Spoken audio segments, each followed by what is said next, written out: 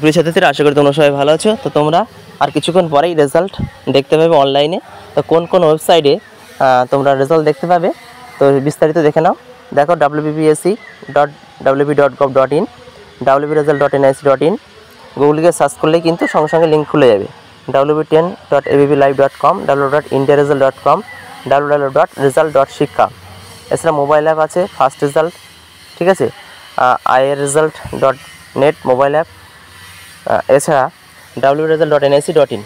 তো এই ওয়েবসাইটগুলো তোমাদের জন্য খুলে দেওয়া হয়েছে। তো তোমরা যে কোনো একটা ওয়েবসাইট থেকে রেজাল্ট দেখার সময় যদি অসুবিধা হয় আরেকটা ওয়েবসাইটে চলে যাবে, কারণ জানো প্রচুর সংখ্যক স্টুডেন্ট সবাই লিঙ্কে ক্লিক করবে রেজাল্ট দেখার জন্য। তো তোমাদের যদি অসুবিধা না হয় তার জন্য সমস্ত লিঙ্ক কিন্তু এখানে দেওয়া হয়েছে।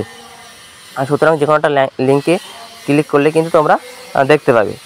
তো এবার দেখে নেব একটা অ্যাপ্লিকেশান যে কীভাবে তোমরা ওপেন করবে। তো সরাসরি আমরা চলে যাব গুগল অ্যাকাউন্টে। তো গুগলে যাওয়ার পর wpresult.nic.in এখানে ক্লিক করবে। ক্লিক করার পর সঙ্গে সঙ্গে উইন্ডোজ খুলে যাবে।